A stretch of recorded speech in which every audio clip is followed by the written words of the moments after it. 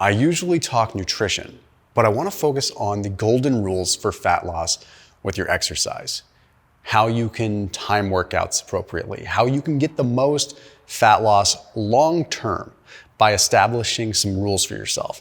Now, some of these are intriguing and some of them are kind of boring, simple ones, but perhaps when I explain them in a slightly different way, it'll make more sense because this is about sustainability and being able to get the maximum amount of fat loss for the longest amount of time, truly being sustainable. The first thing that I have to address, number one, intensity of your workout and training to failure does matter. However, failure is somewhat relative. Are you failing at 50 reps or are you failing at 5 reps? People think training to failure means super heavy weights, training to neurological failure, and hurting yourself. You don't have to train to 100% failure, but what we are starting to see in the literature, and there's a study published in Frontiers in Physiology, is that the more training you do, the closer you do have to get to failure for a desired result. And this is mainly talking about resistance training. But when you're trying to build muscle, you have to pay attention to that. But when you're trying to lose fat, you have to pay attention to that too, because the amount of muscle you put on definitely can impact your fat loss. So I'm going to read you an excerpt from that study in Frontiers of Physiology. In untrained individuals, resistance training is unnecessary for maximizing increased muscle. Okay, well what that means is that when you are first starting training, the intensity, the training to failure does not matter as much. But here's another line. In trained individuals, reps to failure might result in increased muscle activation, which could explain the greater increases in muscle growth. In other words, the more that you're training, like beyond 6 months of training, you do have to train with intensity. And when you start looking at the older populations, you find the common denominators between them being able to keep muscle is really they train to failure or close to failure.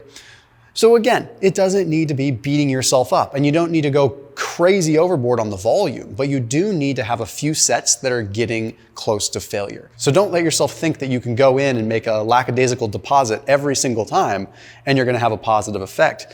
It might be better than not going at all, but you do need to push the limits every now and then to get the desired outcome. The second thing you have to remember, and it's my golden rule, is a rule to plant in your head to remember that resistance training does not burn a lot of calories. This sounds weird. Why would I even put this as a golden rule?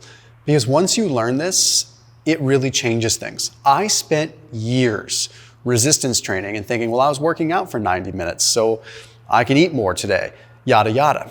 Unfortunately, it doesn't work like that. Like the average resistance training session only burns probably a couple hundred calories, and that's if you're pushing it pretty hard. Now, resistance training acts as a catalyst. It is a stimulus for all kinds of amazing metabolic things. So don't get me wrong, it's great, but you do need to remember it's not burning a ton of calories.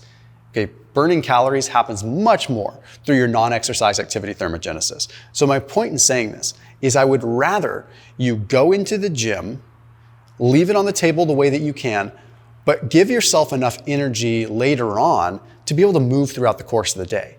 So if you blast yourself with resistance training to the point where you can't walk, you didn't burn that many more calories, but you created so much muscle damage that then you're not wanting to move a lot throughout the day. The biggest lever that you can pull is enhancing your non-exercise activity thermogenesis. That is the activity that's walking from the car to the store, that is the walking through the parking lot, that is doing the dishes, that is the fidgeting, that is the moving, and that is the literal biggest thing that you could do. It's going to burn way more calories, way more fat than exercise alone. So I would rather you make the deposit that you need, get that relative intensity, but don't go overboard so that you have the energy and you're not so sore that you can walk around. I promise you, you will burn more fat, okay? Because you will be active. You don't realize, I do realize after a hard leg day how inactive I become. I look at my step count and I'm like, oh shoot, don't let that be you. Number 3 is sort of piggyback off of number 2, but it's a very important golden rule. And that is that higher intensity exercise burns more calories. Lower intensity burns more fat, but takes more time. People get lost in this, okay? What they'll think is like, as a percentage of fuel, when you are doing low intensity exercise, you do burn more fat. As a percentage, Your respiratory exchange rate is well below 1, which means you are burning fat as your predominant fuel source. But you're not burning a grandiose amount of overall calories, so the amount of fat that you burn is not all that much. It's just more fat as a percentage. If you increase your intensity, your percentage of fat burning goes down, but your overall burn goes up, right? So you have to keep that in mind. So I know a lot of people that only do low intensity because they don't want to do the high intensity because they think they're burning more fat. Well, relatively speaking, you are. If you have more time, you have hours, then the low intensity will certainly be better. You will burn fat that way. You will burn more fat. But you have to understand, if you only have an hour, you're better off to get a little higher intensity and burn more calories. If you have more time, like right now as an example, I'm training for this long ruck in Normandy, France for D-Day. It's like a marathon distance ruck. So I'm in prep for that, which means I'm allocating hours per day for rucking, which is a lot, right? Well, I definitely burn fat doing that because it's a low intensity, but I'm allocating hours for it, right? Not everyone has that luxury to be able to do those kinds of things sometimes. My point is that higher intensity is probably better if you're looking at overall calorie burn, but if you have the luxury of a little more time, crank the intensity down. Which leads me into number 4, which is a really important one. There are benefits to fasted training and there are benefits to fed training. But what the jury has essentially come back with is that it's about the same. One thing I will tell you though, is whether you choose to train fasted or you choose to train fed, you're gonna probably preserve about the same amount of muscle. If you feel better fasted, then clearly that's the option for you. If you feel better fed, then clearly that's the option for you. It's about sustainability. But I will make a very conscious note to tell you that training in a fasted state is sort of like training with a nutritional weight vest on, okay? It may seem harder for you when you train fasted. It might seem harder because you're like, I feel depleted. But then when you do train with fuel, you'll feel stronger. It's like a nutritional weight vest. You are triggering some activations and some adaptations to occur by training in a depleted state. So by being depleted and somewhat fasted, you do condition your body to be a little bit more comfortable running without fuel, which may come in handy in a lot of different situations. So personally, and I have to say personally, okay, I know the literature is kind of broken on this and I don't want to get myself into trouble, but personally, it is not, without a shadow of a doubt, I burn more fat when I'm fasted. I can see it, I can feel it, I have better workouts, I feel that way. No one can take that away from me. That is my feelings, and there are tens of thousands, hundreds of thousands of people I've seen on the internet comment that feel the same way. But there's also a lot of people that say, if I don't have food in my system, it's just not happening. So I get it. If you are training fasted, might I make a recommendation that you try sipping on green tea when you're fasting, when you're training? I am the weirdo that will drink green tea while I'm working out. I will drink it. And there was a study that was published in the American Journal of Clinical Nutrition. And it took a look at people that were consuming green tea prior to exercise. And they found that there was a 17% increase in fat oxidation and an increase in energy expenditure. Could have happened from the caffeine, but then we see other literature, Dr. Andy Galpin had even talked about it, that green tea, the catechins in green tea seem to have some muscle preservation effects. It's pretty promising.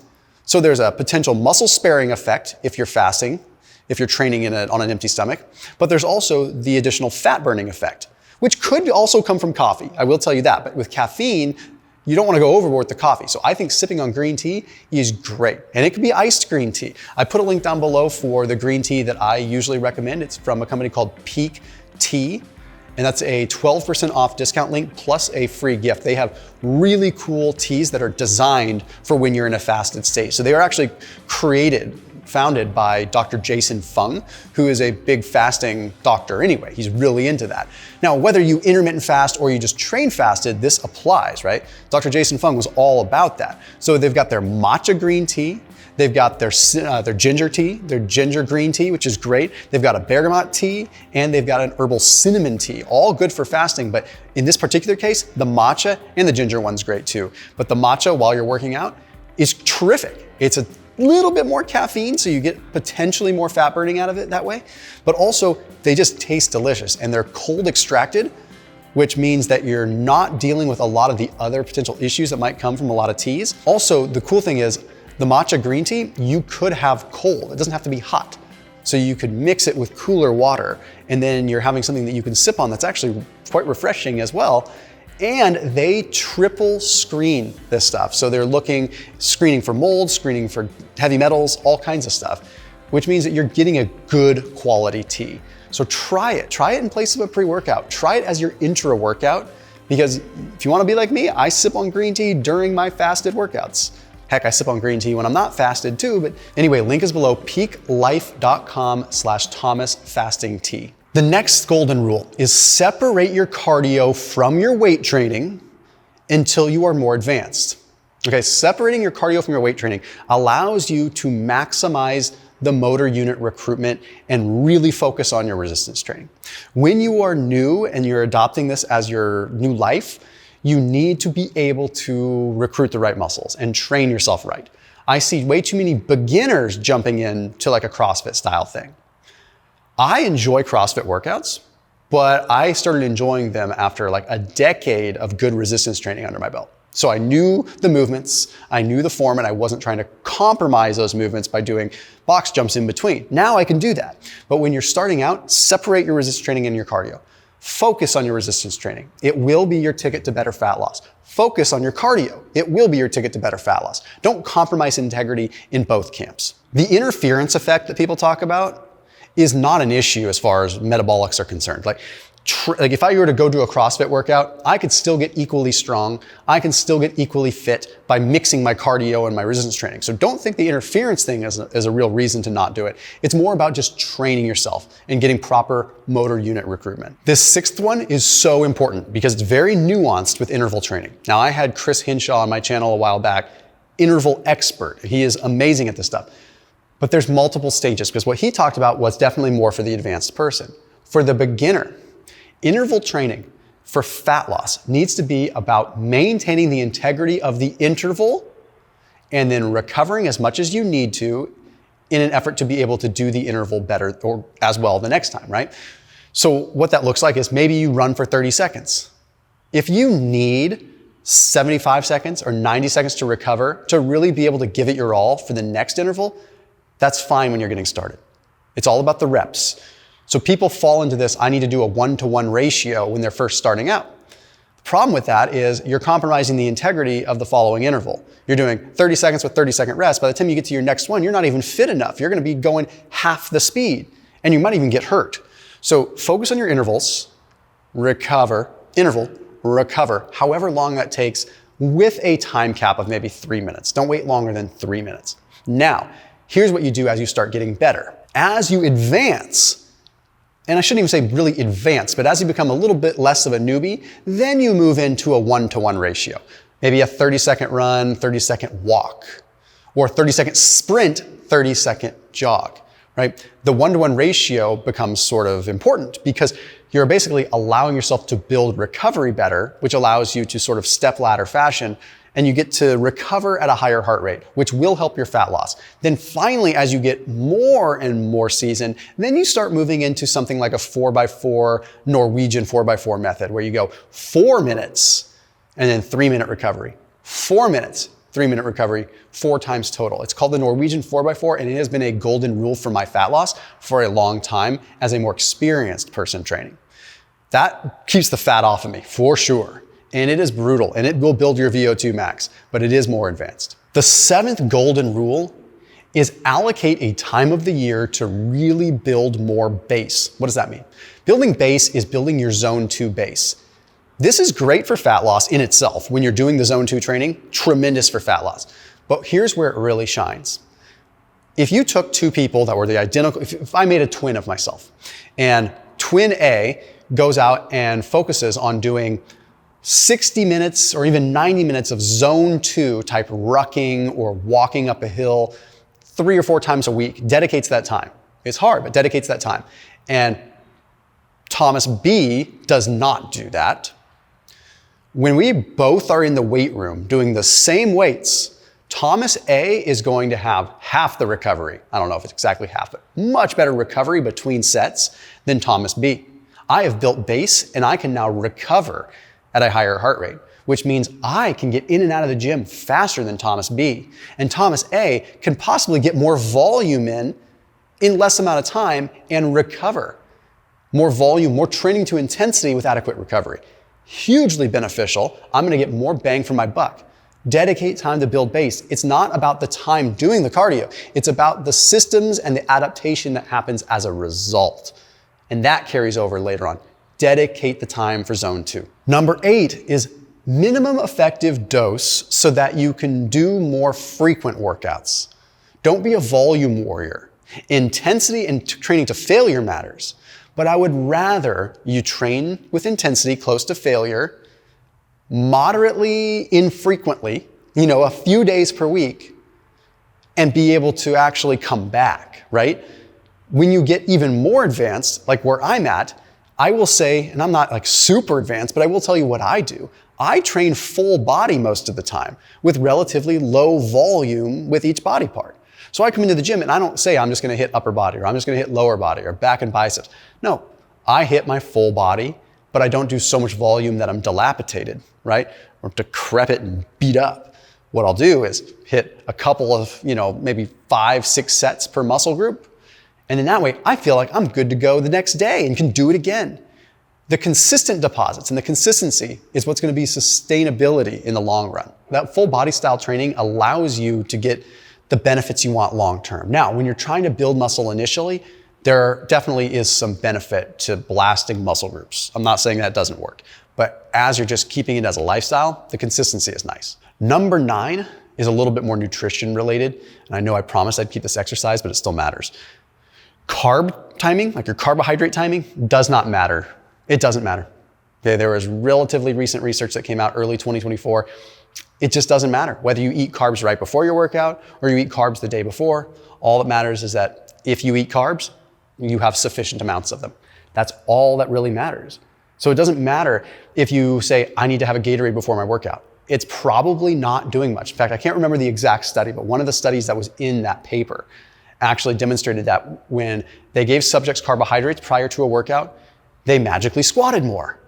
But then when they gave those same subjects pretend carbohydrates that tasted like carbohydrates, they were just as strong, meaning it was probably a placebo effect. We feel like carbohydrates a lot of times are an ergogenic aid because they're psychologically doing something for us when we consume them in the short term. Dr. Tim Noakes has talked about this, and he's big on that.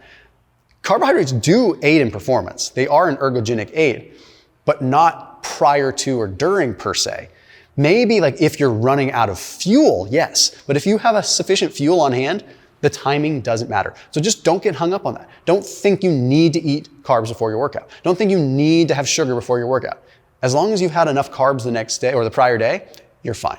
And lastly, number 10 is one that I've really only learned in the last few years that has been a game changer for consistency and keeping fat off of me. It is now one of my golden rules. Thou shalt always cross-train. Always do different things. Always. When you get used to running, that's when it's time to hop on a bike. When you get used to biking, that's when it's time to hop on a rower. When you get used to bench, squat, deadlift, that's when it's time to go functional and do kettlebell swings and something different. Cross-training keeps you fresh. It keeps you safe because it's well-roundedness, but it also keeps it interesting. And most importantly, have fun. Do something that excites you and keeps you active because it's fun and it's social. There's a golden rule if you want to do this for a long time. As always, I'll see you tomorrow.